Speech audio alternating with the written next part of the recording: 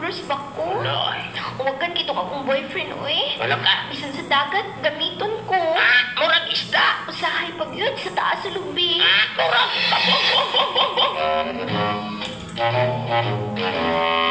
Good morning, class. Ang subject natin karon, araling panlipunan. Istorya natin ng parte sa Pilipinas.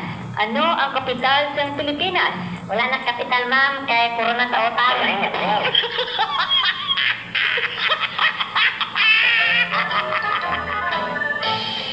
Gusto ko yan! Classic.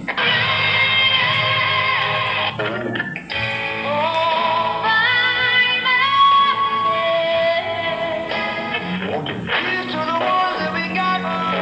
Cheers to the wish you were here, but you're not. This is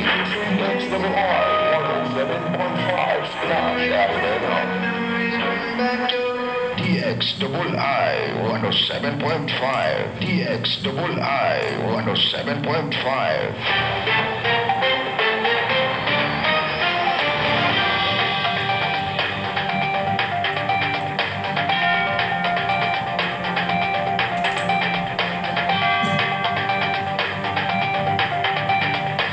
Oras po natin magkakasingay punto alas 7:10 na po ng umaga. Isang mapagpalang araw po ng Huwebes magkakasingga. Yan, Miyerkules po pala tayo ngayon magkakasingga, Mayo 28, 2025. At tatlong araw na lamang po abay June na po magkakasingga. Sa ngalan po ni Kasanggang Joanna Gumansang, ako po munang iyong pansamantalang makakasama ang inyong kasangga sa musika at pagbabalita, ang anak ng Bangsamoro, Kasanggang Jomar Abdul. Sa ngalan po ng ating buting station manager, Sir Kennedy Bots Dikay. Magandang umaga po sa lahat po ng ating tagapakinig. Sa abot po naman ang ating imbilan ngayong pong umaga nito. At ating pong binabati ng isang mapagpalang araw po ng Miyerkules. Ating pong butihing ama ng Bayan ng Parang, Honorable Mayor Kaharpi Ibay. Sa puro po ng kanyang mga konsehales. At ang ating elected Vice Mayor, Honorable Abdulaziz Kakamahal Ali. Bago po natin dapuin ang ating pong mga pangunahing balita sa ating balitang pambansa at ang arangkada balita, ating po munang alamin ang magiging lagay po ng panahon ngayong pong araw ng Miyerkules, Mayo 28, 2025, mula ho sa DYST Pag-asa, mga kasangga.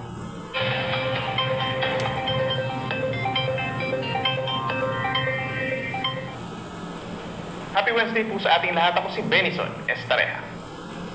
Patuloy natin minomonitor yung low pressure area po dito sa may West Philippine Sea sa labas ng Philippine Area of Responsibility, malapit dito sa may Pag-asa Island. Itong low pressure area hindi naman po inaasahan na magiging bagyo, patuloy na lalayo sa ating bansa at posible na ring malusaw sa susunod po na 24 oras. However po for today, yung trough o yung outer portion nitong low pressure area ay siyang nagpapaulan sa malaking bahagi po ng Southern Luzon, Visayas and Mindanao at kitang-kita dito sa ating latest satellite animation nitong mga kulay pula at kulay orange. Associated po yan sa malalakas na ulan at mga thunderstorms. Dito naman sa kanang bahagi ng ating bansa over the eastern side, andyan pa rin ang mainit na easterlies, nagko-contribute pa rin po sa maalinsangang panahon sa malaking bahagi ng ating bansa. At sa may extreme northern Luzon, andyan naman yung tinatawag na frontal system o yung linya kung saan nagsasalubong po yung easterlies na mainit at yung malamig na hangin galing sa hilaga. Kahit mataas din ang mga tsansa ng ulan sa mga susunod na araw over extreme northern Luzon. Base naman sa ating analysis, bagamat madalas ang mga magiging pag-ulan natin sa mga susunod na araw, wala namang inaasa magiging bagyo na mabubuo o papasok ng ating PAR sa mga susunod na araw.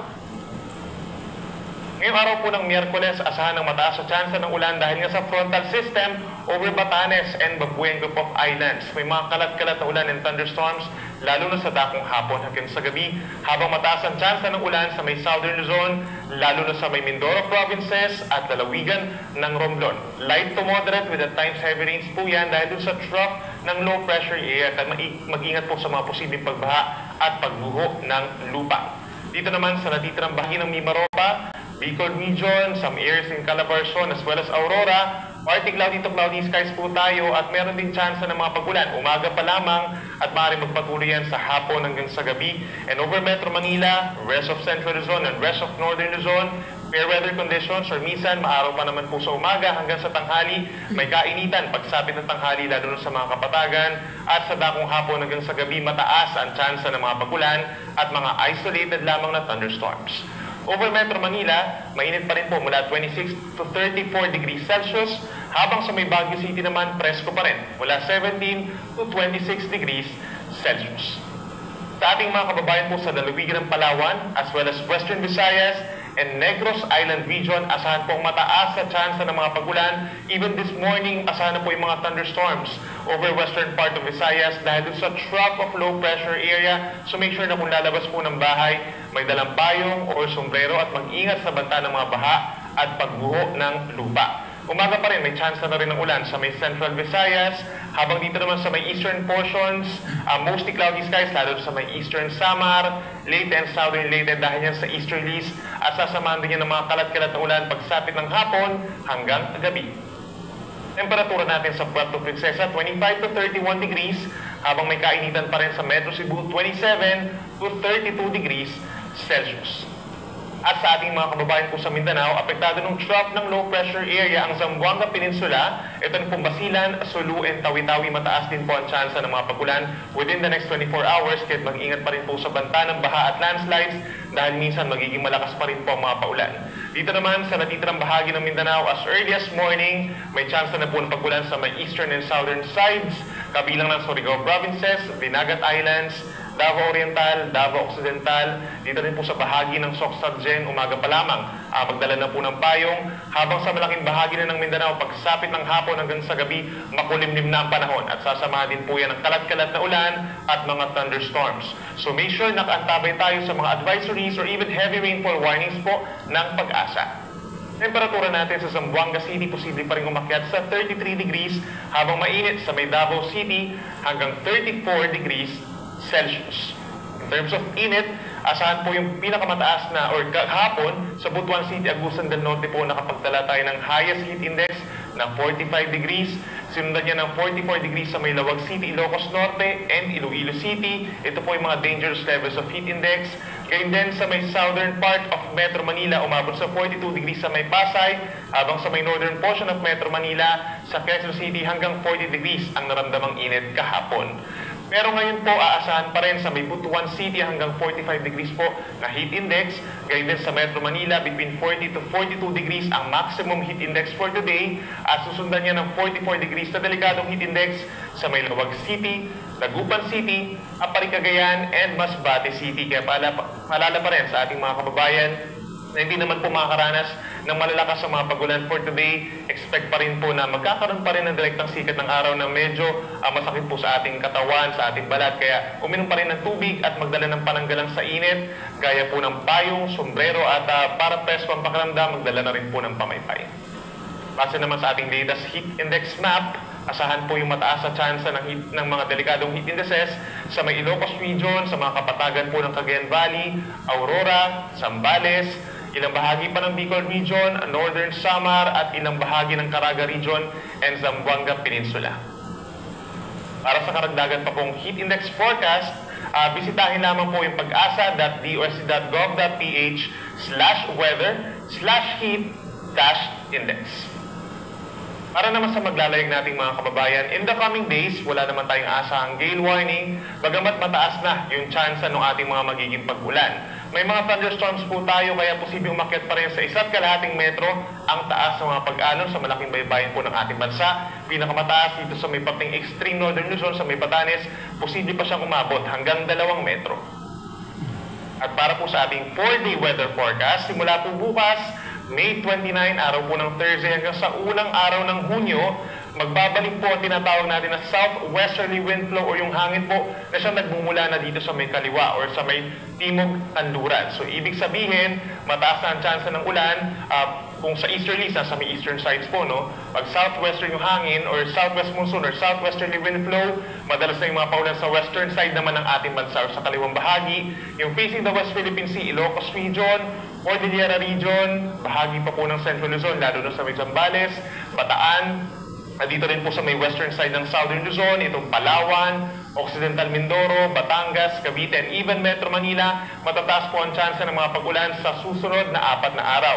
yung nature ng paulan po kapag meron tayong southwesterly wind flow ay medyo kakaiba rin po sa easterlies, no? Pabugso-bugso, mga light to moderate rains, at kapag malakas yung ating habagat or yung southwest wind flow, pabugso-bugso rin yung malakas na hangin at mga pag-uulan. Kaya mag-ingat pa rin sa banta ng mga pagbaha at pagbuho ng lupa.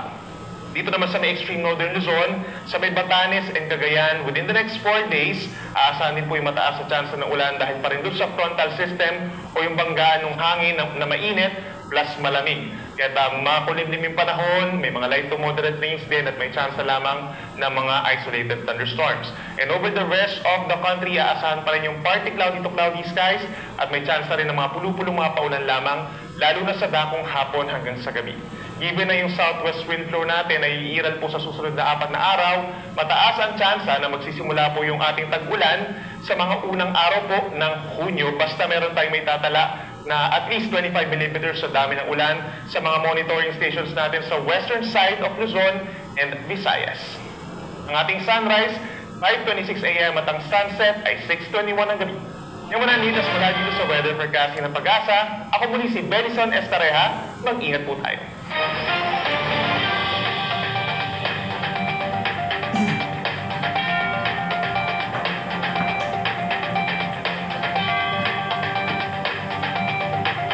Maraming salamat kay Sir Benison Estareja ng DOST Pag-asa National na siya po napagbigay ho sa atin ng weather forecast ngayong pong Wednesday. At yan po mga kasingga, no? May mainit at malamig po tayong naasahang panahon.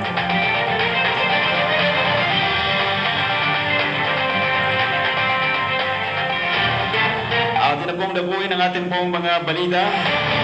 Sa ating pong pangunahing balita mga kasangga, so makabilang buhay na ang batikang mga awit na si Freddy Aguilar sa edad na 72 kahapon araw ng Martes, Mayo 27, 2025. Ito ang kinumpirma ni Atty. George Briones na siyang National Executive Vice President ng Partido Federal ng Pilipinas o PFP, kung saan aktibong miyembro si Aguilar. Si Aguilar din ay isang kilalang personalidad sa larangan ng musika, partikular na ang original Filipino music o OPM. Dakila siya kinilala dahil sa kanyang mga iconic na awitin tulad ng Anak at Bayan Ko na nagmarka ng malaking impluensya sa kulturang Pilipino. Bukod sa kanyang tagumpay sa musika, tumakbo rin siya bilang senador. Ang pagpanaw ni Aguilar ay isang malaking kawalan sa industriya ng musika at sa buong bansa. Patuloy na magiging inspirasyon ang kanyang mga awitin at ang kanyang kontribusyon sa OPM sa mga susunod pang henerasyon. Inaalala siya bilang isang tunay na alamat ng Pilipinong musika. Sa kaugnay na balita pa rin mga kasangga, isinagawa na ang paglilibing kay Freddy Aguilar, na mas kilala bilang Abdul Farid sa Islam, sa Manila Islamic Cemetery kahapon din ng hapon. Pinangunahan ang seremonya ni Brother Johnny Giling na siyang pinuno ng Muntinlupa City Muslim Affairs Office sa tulong ni Brother Delphine Amla Umar as ang National President ng Balik Islam Consultative Assembly Incorporated. Nakipagtulungan din sina Manila Islamic Cemetery Director Arsad Musa at si Solemnizing Officer Imam Termizia Zawani upang matiyak ang maayos at marangal na pagbibigay galang sa yumao. Ayon sa tradisyon ng Islam, inilibing si Ka Freddy na nakabalot lamang sa puting tela o kafan at walang kabaong. Bago ang paglilibing, isinagawa ang mga kinakailangang ritual, kabilang ng paghuhugas o ghusl, pagbabalot at pagdarasal ng salat al-jahanah. Ito nga salat al-jahanasa. Ipinapakita ng ganitong pagpapahalaga sa tradisyon ang kahalagahan ng mga Islamic cemetery at mga pasilidad para sa komunidad ng mga Muslim sa Pilipinas. Away makamta ni Ka Freddy ang Janatul Firdaus.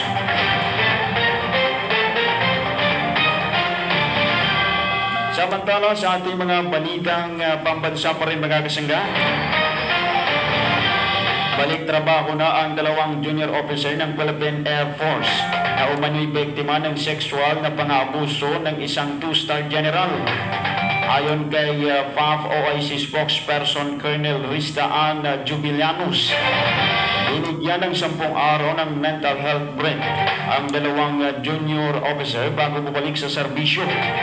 Tumanggi rin umano ang mga ito sa alok na legal assistance at psychological support ng Philippine Air Force.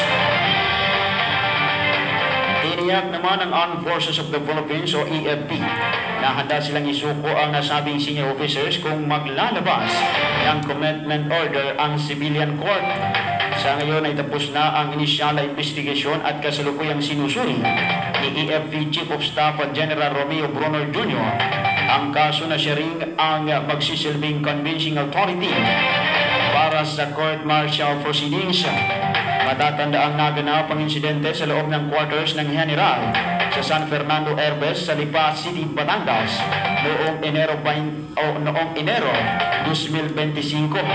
Sa ngayon ay naka-house arrest ngayon ang opisyal matapos itong marilib sa pwesto. Samantala, sa iba pa nating balitang pambansa pa rin mga kasangga, malaking tulong sa mga mangingisda sa West Philippine Sea o WPS ang programang Bagong Bayaning Mangingisda, kung saan ay pumapalaot ang Philippine Coast Guard o PCG vessels at direktang binibili ang huli ng mga ito. Sa Bagong Pilipinas ngayon, sinabi ni BFAR spokesperson Nazer Briguera na nakakabawas ang programang ito sa gastusin ng krudo ng mga mangingisda. Hindi na kasi nila kailangan pang bumalik sa Pampang para lamang ibaba ang kanilang huling isda, dahil ang carrier vessel na mismo ang ng PCG ang magbabagsak ng huli ng mga ito, na siyang makakatipid ang mga mangingisda sa gasolina at oras.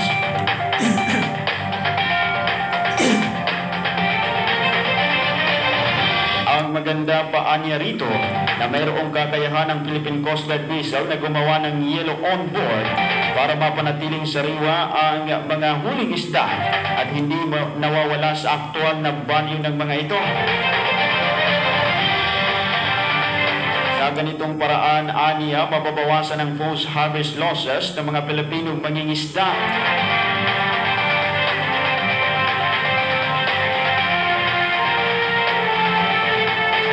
Samantala, inaayos o isinasaayos na lamang aniya. Sa iba pa nating balita mga kasangga, pinag-aaralan ngayon ng Department of Transportation o DOTR ang posibilidad na mapalawig ang concession agreement ng pamahalaan at ng San Miguel Corporation SMC para sa pagpapatakbo ng Skyway Stage 3. Sa pagdinig ng Senate Committee on Public Services, ipinahagi ni DOTR Secretary Vince Dizon na ito ang posibleng kapalit ng hiling ng gobyerno na ilibre ang bahagi ng Skyway kasabay ng rehabilitasyon ng EDSA.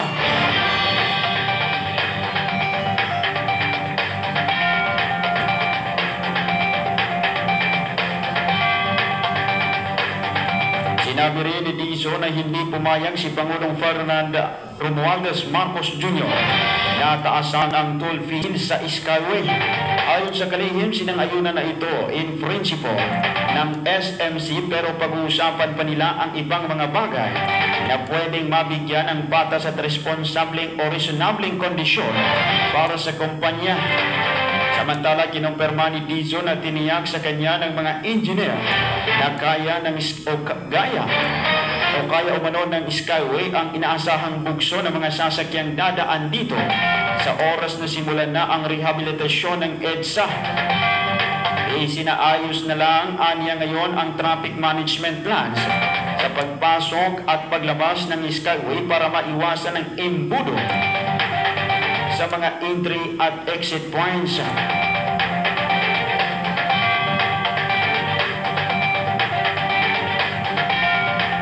Samantala, sa iba pa nating balita mga kasangga, O mapila si Senate Committee on Public Services Chairman Senator Rapi Tulfo sa Metropolitan Manila Development Authority o MMDA na ilabas na ang mga alternatibong ruta sa gitna ng nakaambang rehabilitasyon ng EDSA.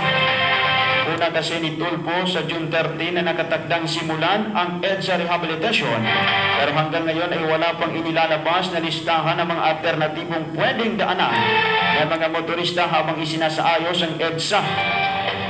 Tugon naman ang MMDA na may mga alternatibong ruta naman na ngayon gaya ng mga mabuhay lanes, at ang isinasa final na lang ngayon ay ang mga dagdag na alternatibong kalsada na maaaring daanan.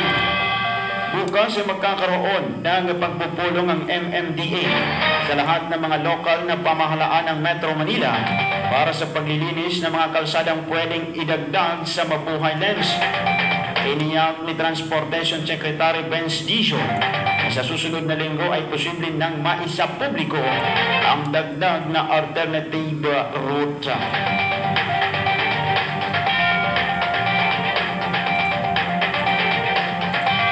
Samantala sa iba pa nating balita mga kasangga, umapila sa Commission on Election ng COMELEC ang iba't ibang grupo ng mga kabataan upang hilingin na aksyonan na ang disqualification petition sa Duterte Youth Party List. Ayon sa grupong Kabataan Tayo, ang Pag-asa at Anak Bayan, pinapairal umano ng naturang party list ang red tagging sa mga kabataan. Dagdag pa ni Brela Racerna na siyang National Convenor ng Kabataan Tayo, ang Pag-asa hindi talaga na i-representa o na i-representa ng Duterte Youth sa Kongreso ang mga kabataan. Naniniwala ang grupo na taliwas sa interes ng mga kabataan ang mga batas na isinusuli ng Duterte Youth Party List. Kahapon ay 2 sulat mula sa kabataan ang natanggap ng Commission on Election of COMELEC upang himbukin ang COMELEC na huwag payagan ang nasabing party list group na makaupo sa Kamara.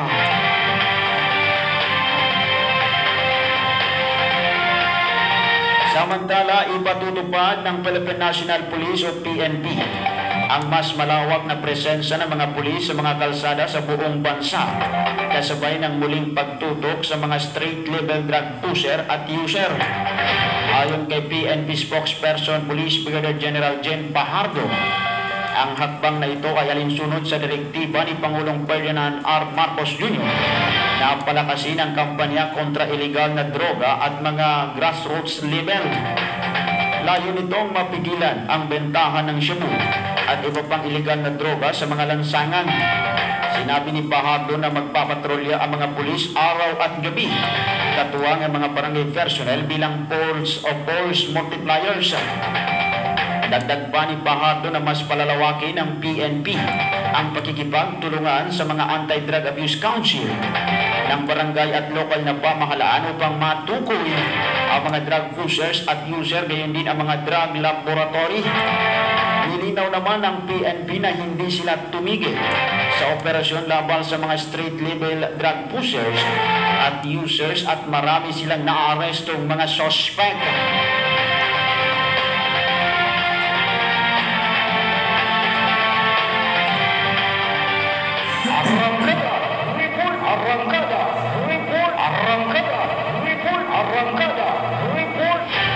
Oras po natin mga kasangga, 33 minuto makalipas po ang alas 7 ng umaga.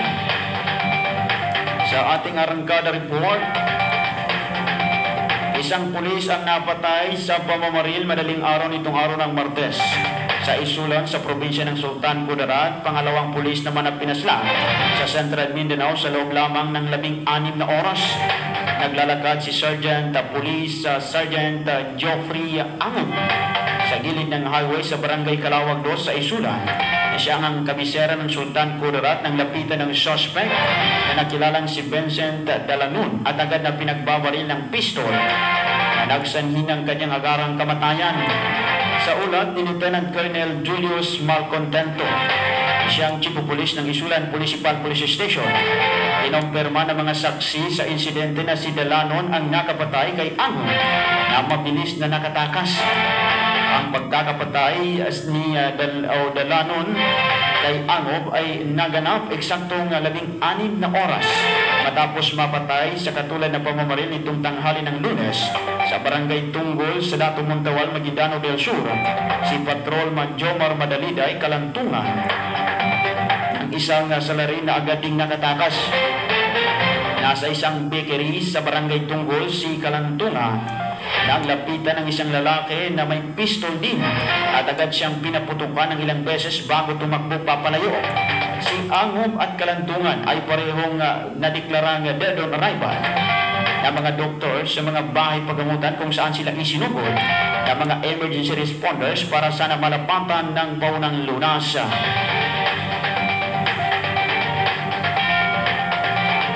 Samantala sa iba pa nating balita mga kasangga, dalawang motorista naman ang agad na namatay sa mga tama ng bala sa hinang ambos sa Zamboanga City itong hapon ng Lunes, Mayo 26, 2025. Sa ulat ng Zamboanga City Police Office, ilang oras matapos ang insidente, target sa naturang pananambang sina Michael Cobili Perez at ang kanyang kaangkas na si John Kyle Manlupig. Magkaangkas sa motorsiklo sina Perez at Manlupig galing sa isang bilyaran nang paputukan ng dalawang lalaking na nakaabag sa kanila sa gilid ng Governor Alvarez Street sa nasabing lungsod. Nagtamo din ang mga tama ng bala sa ang isang motorista na si Alcan Umar na nagkataong napadaan lamang sa lugar kung saan naganap ang ambush. Hindi na umabot ng buhay sa pagamutan sina Perez at Umar kung saan sila isinugod ng mga emergency responders upang malapatan sana ng lunas. Mabilis na nakatakbo palayo ang dalawang lalaking ng ambush kina Perez na nagresulta din sa pagkamatay ni Umar. Si Perez ay residente ng San Bernardino sa Barangay Giwan sa Zamboanga City, habang si Umar naman ay taga-barangay Tucanid sa Lamitan City sa Basilan na sakop ng Bangsamoro Autonomous Region and Muslim Mindanao.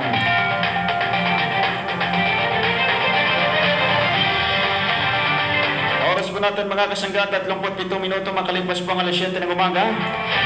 Sa iba pa nating balitang arangkada mga kasangga, formal nang nanumpa sa kanilang tungkulin itong araw ng Lunes, Mayo 26, 2025 ang mga bagong halal na opisyal ng Dato Clasinsuat sa lalawigan ng Maguindanao del Norte. Ito ay sa pangunguna ni Mayor-elect Raida Tumawi Sinsuat at Vice Mayor-elect Micaela Marcia Sinsuat kasama ang 8 konsehal sa harap ng RTC Branch 27 Judge Kasan Abdurrahman. Dumarunin si Maguindanao del Norte Vice Governor-elect Marshall Sinsuat, mga kapamilya at iba pang bisita sa nasabing okasyon.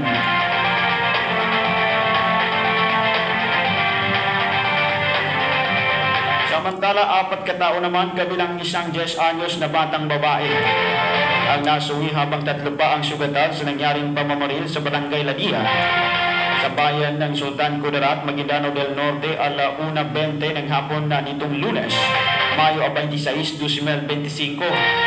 Inilala ang mga nasuwi na sina Kader Indaw, ang 10 anyos na si Rohana Indaw, at ang kanilang mga kamag-anak na sina Basit Gampong at Mukaram Sarat. Samantala, ang mga nasugatan naman ay sina Rohamin at Hasib Umar, ang magkapatid, at si Noria Indaw. Agad naman sinalang dinala sa pinakamalapit na bahay pagamutan upang agarang malapatan ng agarang lunas.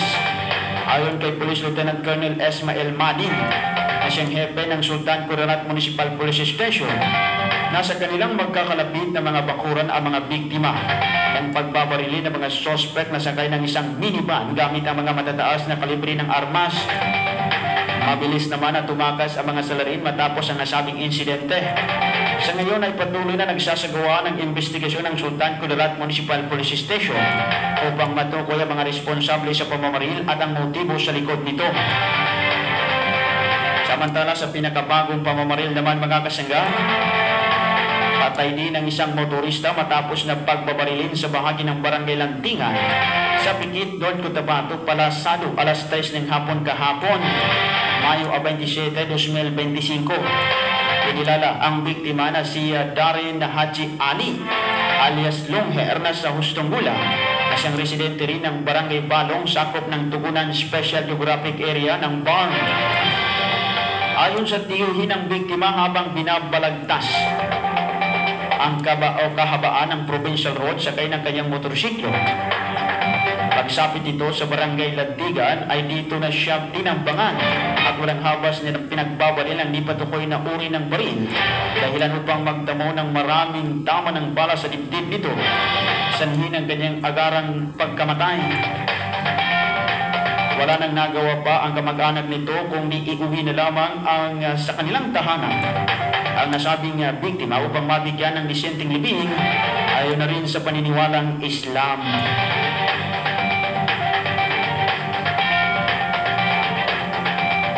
Samantala, isinagawa kamakailan sa isang mahalagang koordinasyon sa pagitan ng Project Management Office o PMO ng Tabang Bangsamoro Convenience Program at ng Local Government Unit ng Parang Maguindanao del Norte. Pinangunahan ni Deputy Project Manager Abubakar Idris ang deliberasyon ng PMO kasama sina Sajid Namla na siyang Planning and Research, Muhammad Ansar Pendatul na siyang Livelihood Support Services at Haji Haris Ismail na siyang Information and Communication at Abdul Kahar Abubakar na siyang Security and Manpower. Tinatawa naman ng LGU Parang si Miss Adawiya K. Alfonso sa Human Resources Management Officer at itinalagang Municipal Tourism Officer. Layunin ng pagpupulong na tiyakin ang maayos at episyenteng paghahati ng mga serbisyo sa komunidad ng Parang Maguindanao del Norte. Inalagay ang mga logistical at operational requirements para sa tagumpay o matagumpay na pagpapatupad ng programa. Ang Tabang Bangsamoro ay isang programa ng Bangsamoro Government ay naglalayong maghatid ng tulong at serbisyo sa mga malalayong lugar bilang patunay sa pangakong exclusive development at makataong pamamahala ng Barn Leadership. Inaasahang magiging daan ang koordinasyong ito para sa mas epektibong pagtugon sa mga pangangailangan ng mga mamamayan sa nasabing lugar.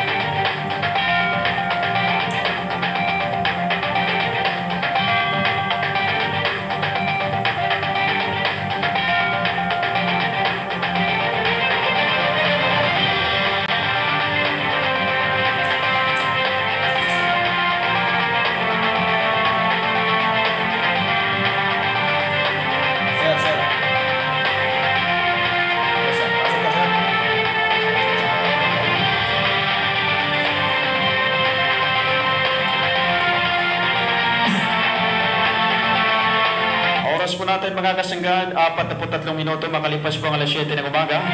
At sa baga sandaling ito, atin na pong tanggapin ang pagulat po naman ni Kasanggang Sir Jojo Gonzales Panigua. Ngayon pong araw ng Miyerkules. Magandang umaga po ng Miyerkules, Kasanggang Sir Jojo. Yes, Roger, magandang umaga, Kasanggang Jumar, ang ating batang Bangsamoro. Ngayon ay sumisilip na ang sikat ng araw, Kasanggang Jumar. At kagabi, ay talagang rumanasa dyan sa palibot ng ating bayan, dito sa ating area dito natin. At napansin na natin na nagkarat na naman yung mga basura kasi hanggang Jumar. Kaya nga, ito ang sinasabi natin palagi na yung ating basura ay ilagay natin sa tamang ayos at ilagay natin sa basurahan. So, kasi ganyan, pwede rin namang ilibing, puputas tayo sa likod ng ating bahay, sa gilid, para po makabawas tayo ng basura pag ganitong mga umulan. Hindi po maiwasan talaga yung pong tatangay ng agos, itong baha. Sa kabilang banda, ang Pilipinas ngayon kasi hanggang Jumar ay nagdiriwang ng Flag National Day. Oo, at yung ating mga kapatid na mga patriots ay naglalagay po ng flag talaga. May nakita ako dyan kanina umaga, may nakasalubo ko isang kotse na kulay blue, merong flag sa kanyang puwitan, ano? Yung nilagyan niya ng isang counting sabit, yung pala ay flag day niya pala ngayon. So, ang ibig sabihin nito, katulad naman, pinaalala lang, sa panahon ng 1918 ay yan ang simbolo na ang mga Pilipino ay sa mga karatig ay pinaiwatig nila na talagang ang mga Pilipino ay hindi na kayang pulihin. Kumbaga, nawawain na ibang mga dayuhan katulad ng Espanya, US, Japan. Kaya nagpakita tayo ng sarili nating simbolo. Ito na ating flag. Pero alam mo, kasagang Jumar, mga kababayan, mga kapatid, may trivia tayo dito. Maalala ba ninyo noong 1986, yung Florida ay binaligtas ng mga liberato ng mga religious leaders, ng mga militar at ganoon din yung ibang kapulisan. Yung flag natin, ginawa nila ay nasa taas yung pula at nasa baba yung blue. Samantalang yung original niyan ay blue sa taas at sa baba naman. So kumbaga yung blue, no, ay nasa taas. Pag gaya po ay ika nga ay nasa katahimikan tayo, walang away. Yung nga ang pinasipulo ng ating mga kababayan na mandirigma na kapag yung baga ay pinapayawating nila na hindi sila sang-ayon sa ginagawa ng ating mga kababayan at aming mga leader natin sa buong Pilipinas. Kaya ginawa nila nung panahon na yun sa Sanggol Jumar ay binaligtad nila yung flag upang ipadama na tayo ay mga Pilipino na hindi natin gusto yung ginagawa ng Deliberado o yung ibang mga panyaga sa atin po. Kapag tayo nga may freedom mo tayo at tayo po ay hindi tayo ikaw ay biktima ng yung sinasabi nating authorization o yung gobyerno na may authoritative, yung parang sunod-surat ng mga tao, walang freedom. Kaya yun ang ginawa nila, pinaligtad nila yung papel.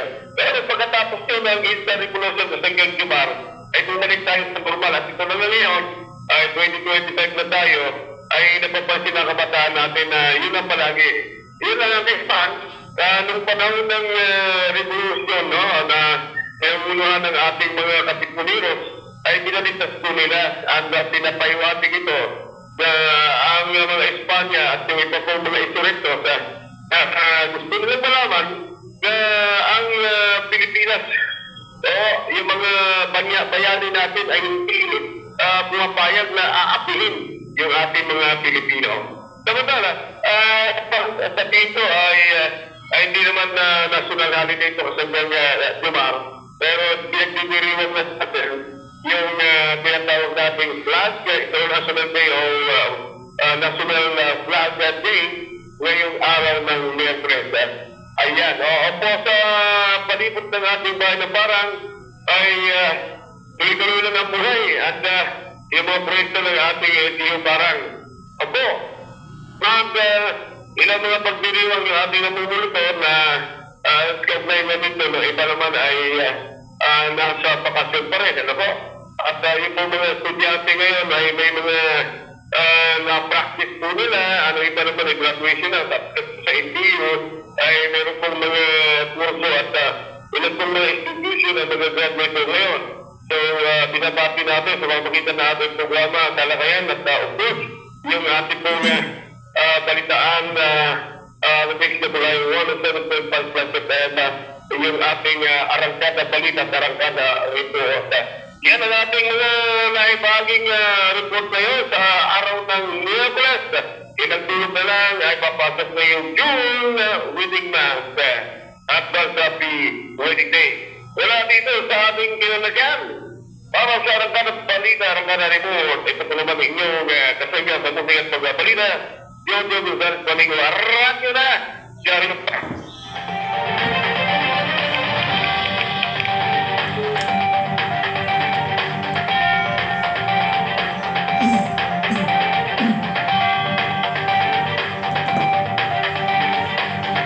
Maraming salamat kasanggang si Jojo sa ulat po niya.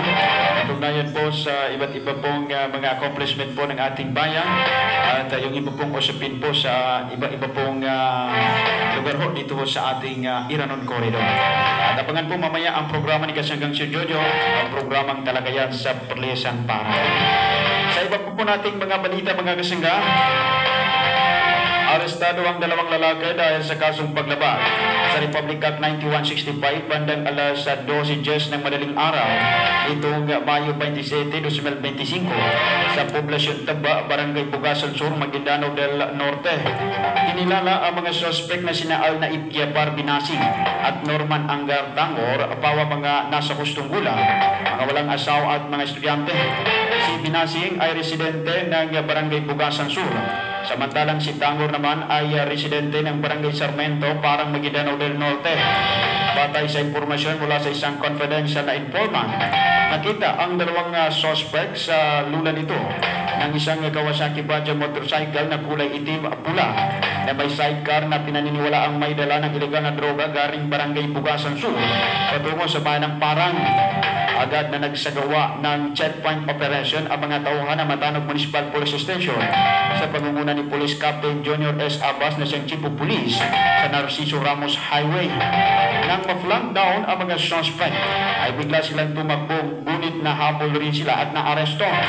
Sa isinagawang body search, nakumpiska kay Binasing ang isang maliit na plastic sachet na naglalaman ng tinatayang 0.05 gramo ng methamphetamine hydrochloride o mas kilala sa tawag na Shabu na may halagang 340 pesos.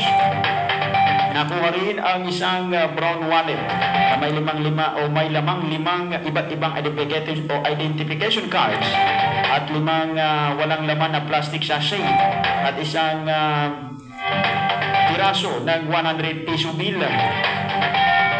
Ang mga nakuhang ebidensya ay minarkahan at kinunan ng mga larawan sa presensya ng mga suspect, mga arresting officer at ng barangay kagawad ng Barangay Bugasan Sur.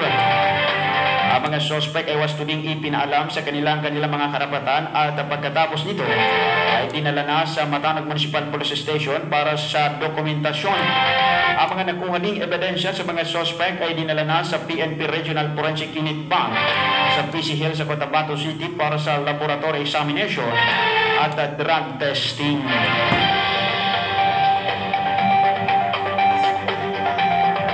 Samantala kahapon mga kasangga ay binisita ho ng mayor ho ng Sharif o itong sa may Sultan Kudarat po. Ito po ay sa katauhan ni Mayor Dato Shemim Birwar Mastura. May kaugnayan po dito sa tulay ho ng Simoy Bridge, kung saan po ating pong pakinggan po yung naging panayam po sa kanya ng ating pong mga kasamahan sa media mga kasangga. Sa ganoon ay ma-update po tayo kung kumusta po ang magiging hakbangin po ng DPWH 12 dito ho sa Simoy Bridge mga kasangga. At nag-request po tayo kay Congresswoman Maylin Paul Mastura at kay RD Basir ng DP12 no, na agarang ma-actionan yung Simoy Bridge. Well, in fact, ang pinaka-problema talaga dito, no, nakita naman po natin na talagang halos skeleton na yung mga foundation niya, no, yung poste. Ngayon, last year, nirequestan ito ni Kong Dimple ng pondo sa DPWH National at alhamdulillah dahil naumpisahan na no, yung pag-repair. So, next year, no, or within this year, nirequestan naman ni Dimple Mastura ng pondo yung nabutas doon sa taas ng bridge. Pinaka-importante dito, na-save yung foundation ng Simoy Bridge dahil kung nakikita natin talagang wala na yung mga posteng ito, talagang nasira. But nung paeng, kung makikita natin talagang skeleton na yung foundation ng bridge na to. But because of the initiative of Congresswoman Baydin Paul Mastura, na ni-request po natin sa kanya na agaran maaksyonan yung ating Simoy Bridge.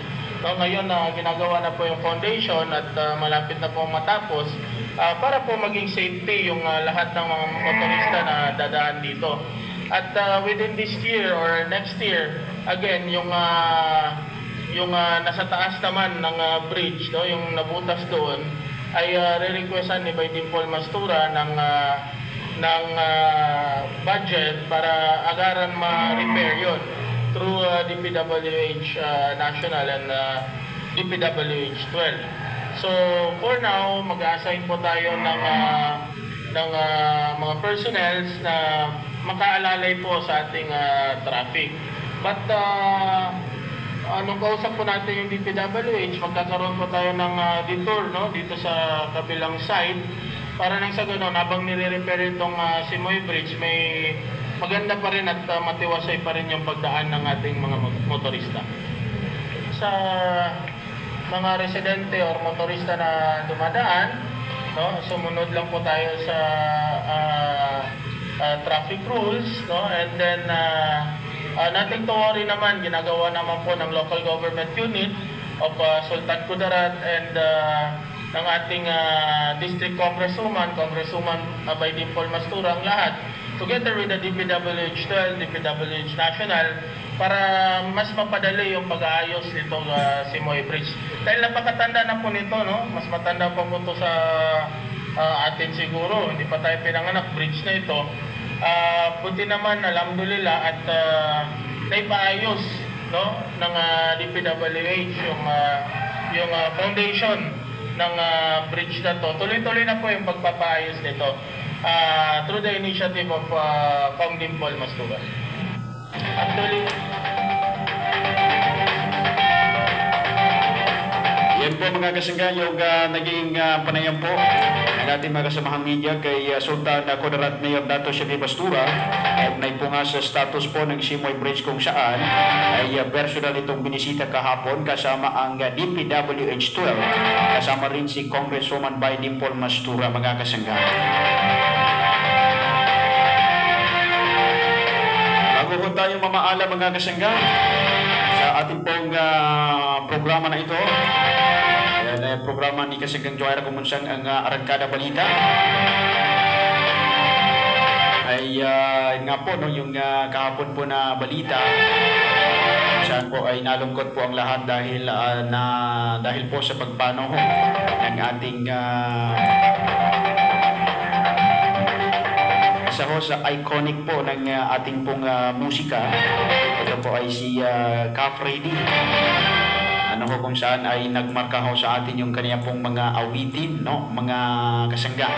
So bago po tayo mamaala, magandang umaga po muna kay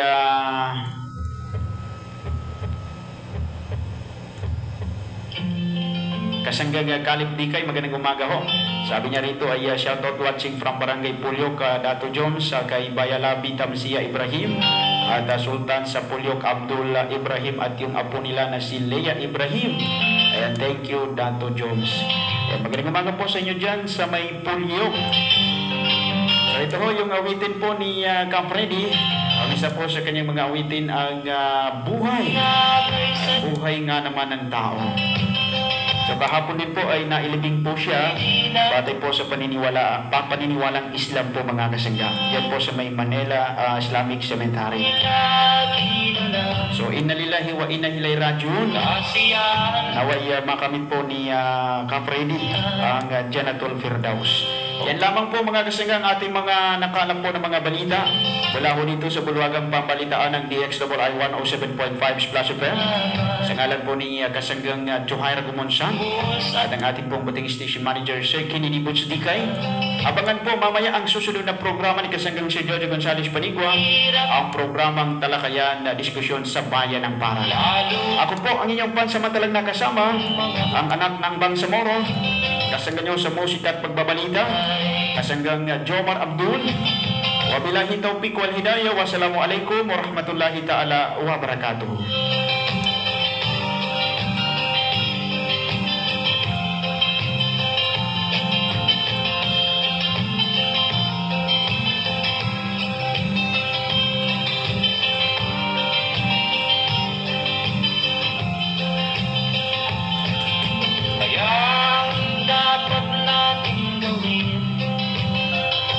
Paglibang-libang at ating limutin. Buhay ng tao'y sadyang